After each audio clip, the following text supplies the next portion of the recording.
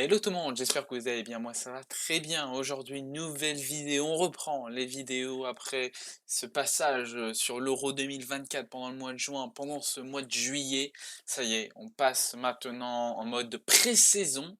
Et pour commencer cette pré-saison, on va parler d'Ipswich Town, qui était la petite surprise des promus de Championship à l'APL cette saison, avec Southampton et Leicester qui est champion, Ipswich Town deuxième, Southampton qui monte via les playoffs dans cette finale face à Leeds United. Dans cette vidéo, nous allons parler un petit peu de cette pré-saison d'Ipswich, des éventuels transferts qui vont arriver, des transferts qui ont déjà été effectués par le club du sud-est de l'Angleterre.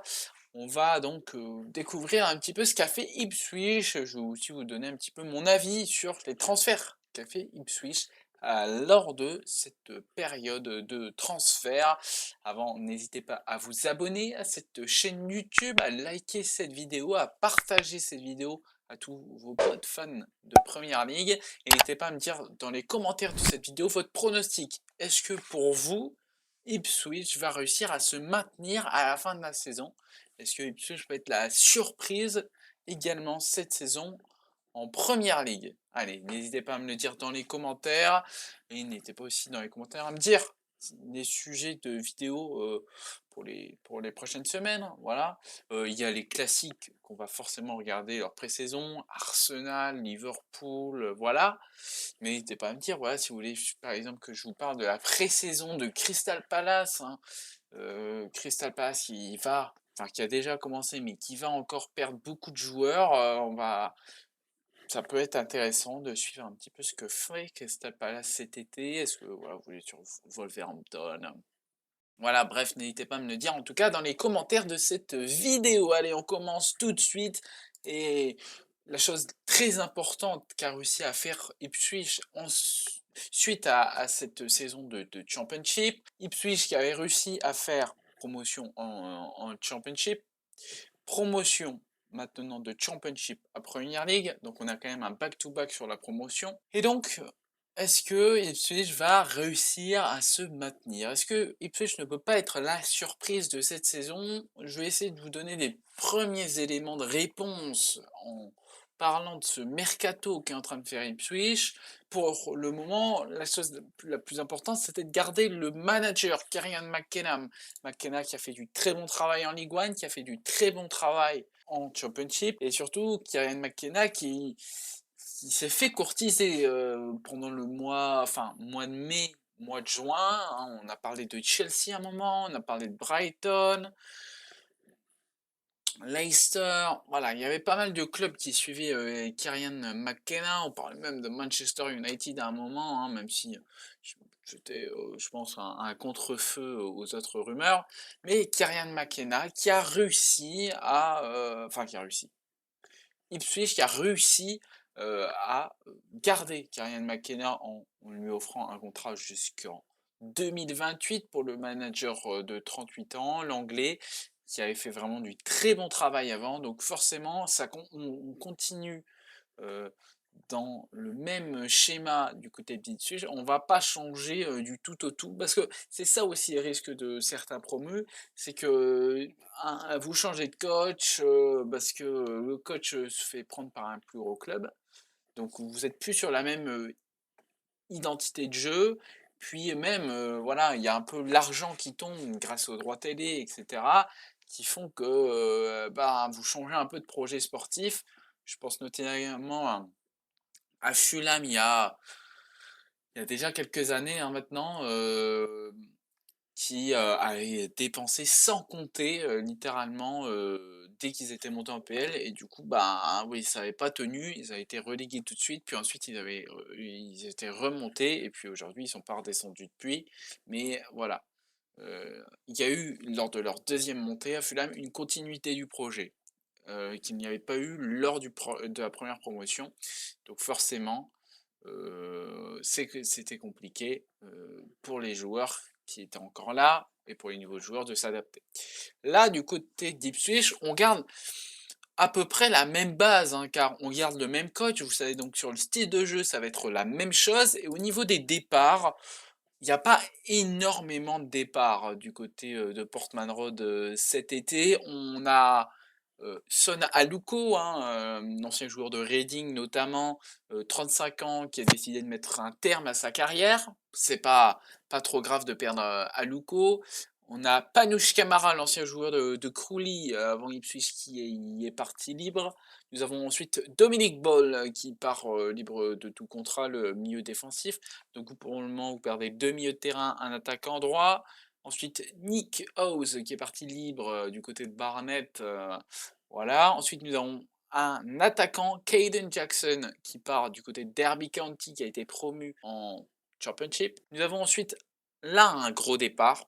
C'est le gardien tchèque d'Ipswich, c'est Alki, donc qui part du côté de Burnley. Mais affaire à suivre. On va en reparler dans 5 minutes. Mais voilà, un très gros départ quand même, parce que Hadley était une pièce majeure. Il fait partie des meilleurs gardiens de Championship la saison dernière. Donc forcément, gros départ quand même. Mais le problème a déjà été réglé. Ensuite, Idriss El Mizouni, qui part du côté d'Oxford pour 470K, un milieu de terrain encore, hein, le franco-tunisien. Et ensuite, Ghassan Adam, Ahadme, voilà, hein, l'espagnol, qui part du côté de Charlton pour un peu plus d'1 million. Donc pour le moment, pas beaucoup de rentrées d'argent. Du côté de Ipswich, on aurait pu croire que voilà, certains clubs de Championship iraient chercher certains joueurs d'Ipswich. Pour le moment, ce n'est pas le cas. On a 1 500 000 de récoltés à peu près, pour le moment, niveau argent, mais c'est pas là le plus intéressant. Mais il n'y a qu'un gros départ, c'est le gardien. Mais au niveau du gardien, le problème a déjà été réglé et c'est même un accord avec Burnley en fait.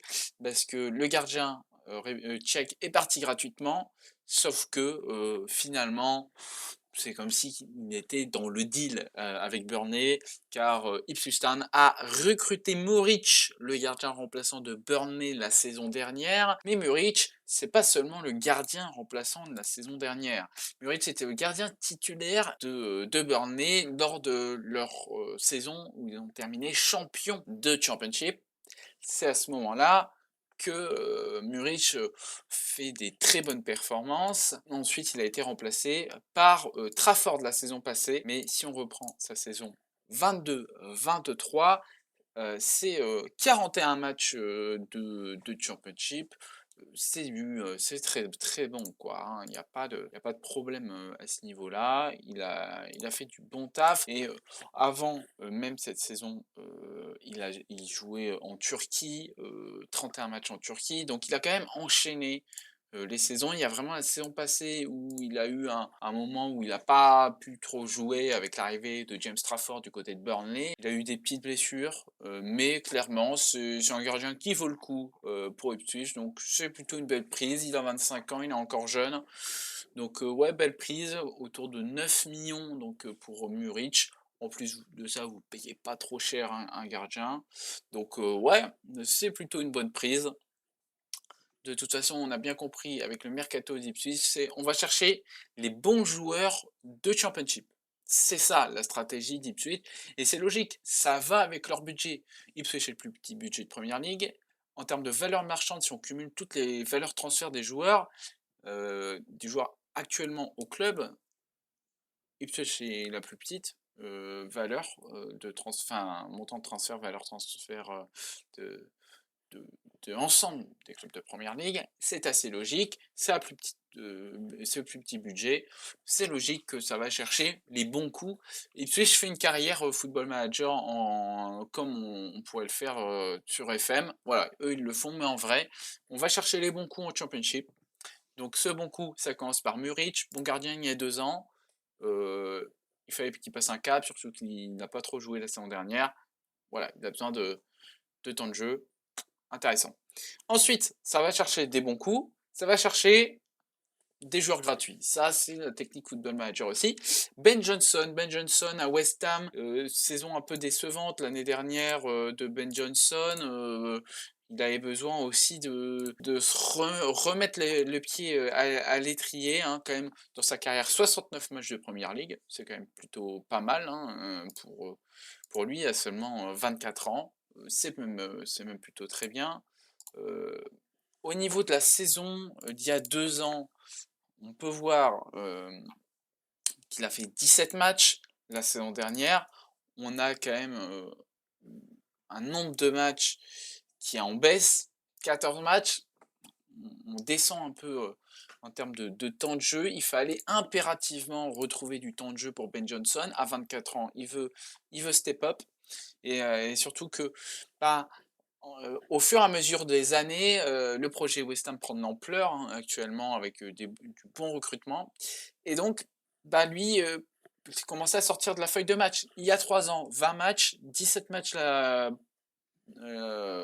saison d'il y a 2 ans et là, la saison dernière, seulement 14 matchs, il fallait passer un cap. En plus, il Ipswich avait besoin, d'un défenseur droit, donc parfait, un joueur qui arrive, gratuit, c'est le bon coup pour Ipswich, à voir ce qu'il va donner. Bon, c'est pas un joueur qui me enfin, c'est un bon coup, mais c'est pas un joueur qui me fait kiffer à voir sur le terrain. Je Il est pas mal, mais sans plus, quand même, mais c'est un bon coup pour Ipswich. Mais je suis pas fan du joueur, mais c'est sympa.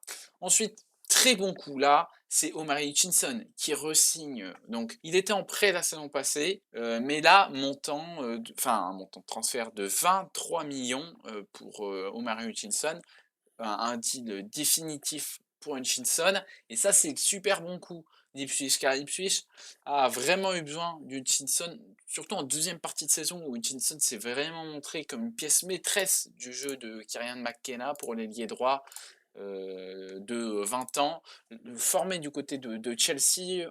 Enfin, il a eu un passage à Arsenal, si je ne me trompe pas, dans sa jeunesse.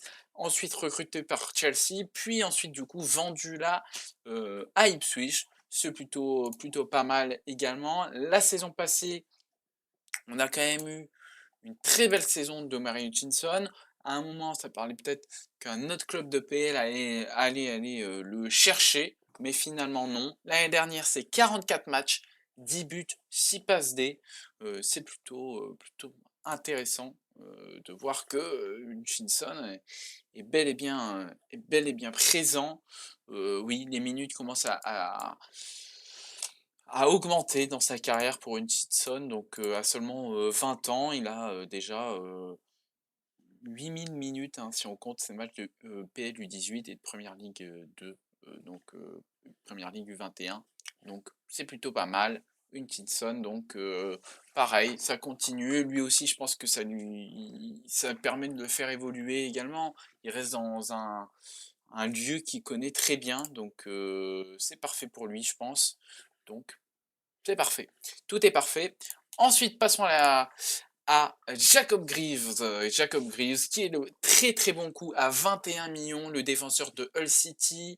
Pareil, besoin de passer un cap, hein, Hull City qui a viré Liam Rosseigneur qui va peut-être rebondir du côté de Strasbourg. Jacob Greaves, très bonne saison l'année dernière du côté de Hull. Liam Delap, très bonne saison du côté de Hull. Du coup, bah, Ipswich on dit, bah allez, on banco, on va les prendre, hein, Hull top 10 de Championship. Et quand je vous dis vraiment, on prend les bons coups, on prend les bons coups de Championship, c'est la philosophie de Ipswich lors de ce mercato. Donc, bah, on y va, hein. Muric, ça te donne des garanties sur sa saison d'il y a 2 ans, où il avait été très bon, donc tu as quand même des garanties, donc tu peux le prendre. Prix pas trop élevé en plus, comme il n'a pas trop joué la saison dernière. Liam Delap, très bonne saison, il a besoin de passer un cap, il réussit en Championship, bah, tu peux tenter ça en PL. Jacob Greaves, pareil, ça fait déjà 2 ans où Jacob Greaves est une référence en Championship en tant que défenseur. Pareil, il a besoin de passer un cap, pas parfait, tu le prends. Ça va faire mal à Hull City, mais on n'est pas là pour parler de Hull City, mais ça va faire très mal pour eux de perdre ces deux éléments. Voilà, il y a aussi Philo Jean qui part du côté, enfin qui retourne du côté d'Aston Villa, ça va faire très mal à Hull, attention pour la saison prochaine. Bref, des bons coups du côté de Ipswich. On parle quoi? Qu'est-ce qu'on peut encore attendre? Parce que cette équipe de Ipswich Town, elle a quand même des bons joueurs de base, hein, au, en termes de défenseurs, maintenant vous avez Jacob Burries, mais vous avez déjà Axel Tuanzebe, qui est assez intéressant. Ensuite du côté, arrière gauche, vous avez, Leif Davis, qui a fait plus de 17 passes D la saison dernière.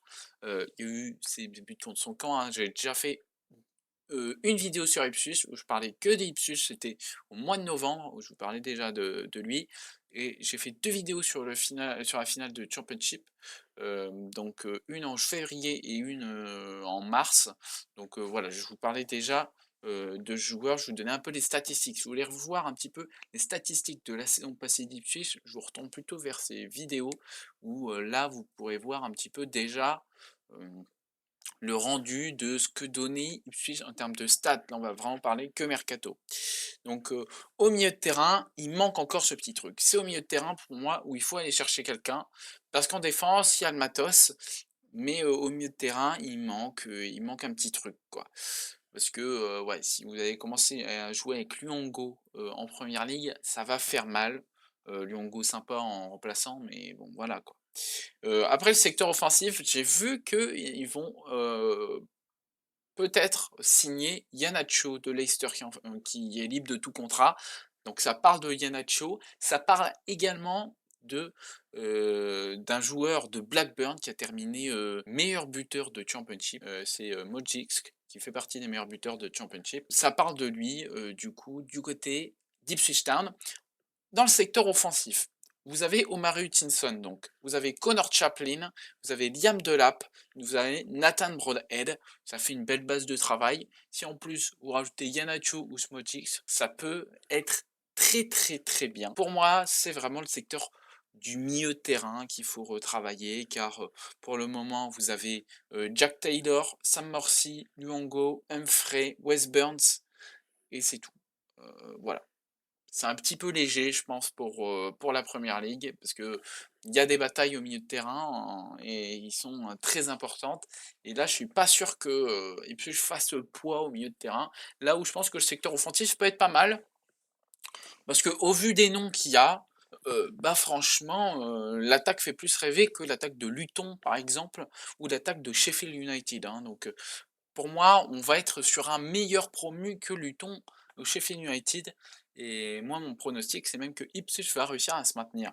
Voilà. Pour moi, il y aura une bataille, hein. Ça sera ric-rac, hein. Je ne dis pas qu'ils vont finir 13e, hein. Ça sera ric-rac. Ça sera sûrement 17, 16.